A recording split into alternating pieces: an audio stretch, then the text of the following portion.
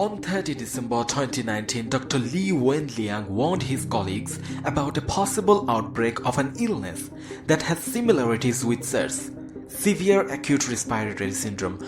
Later on, Dr. Li became hero for raising the alarm about the coronavirus in the early days of the outbreak. Dr. Wenliang was born in China 12 October 1986. He completed Masters in Medicine from Wuhan University. At the end of December of 2019, Dr. Li sent a message to his fellow doctors in a chat group warning them to wear protective clothing to avoid infection. 4 days later, he was told to sign a letter by the Public Security Bureau. In the letter, he was accused of making false comment that he is severely disturbing the social order and is spreading the rumors. However, Dr. Li signed the letter and police warned him if he continues to violate the law again, he would be prosecuted.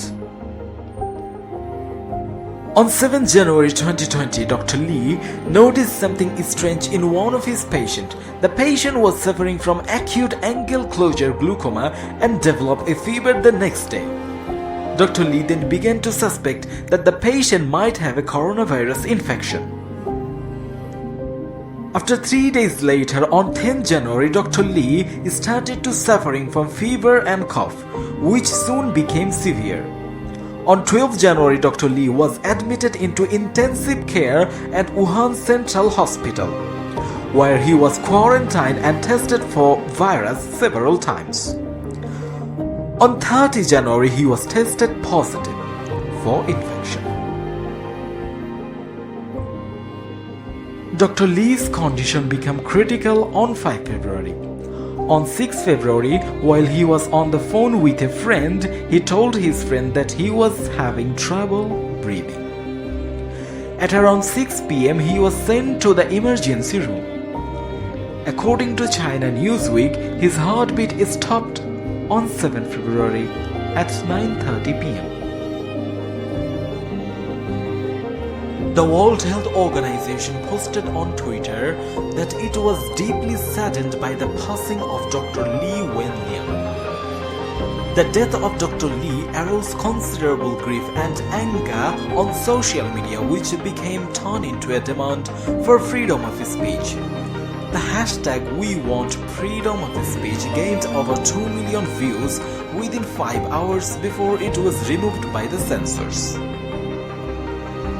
The citizens of Wuhan placed flowers and blew whistles as a tribute to him at Wuhan Central Hospital, where he walked and died. Although initially there was no official apology from the city of Wuhan, but within hours of his death, the Wuhan municipal government and the Health Commission of Hubei made an exceptional statement of tribute to Dr. Li and condolences to his family.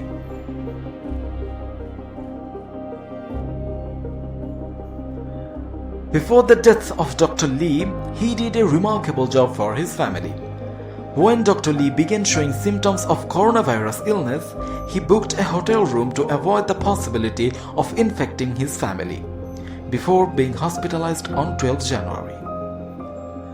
Despite this precaution, his parents became infected with SARS-CoV-2, but later they recovered. Dr. Li and his wife have one son. His wife was pregnant with their second child at the time of his death.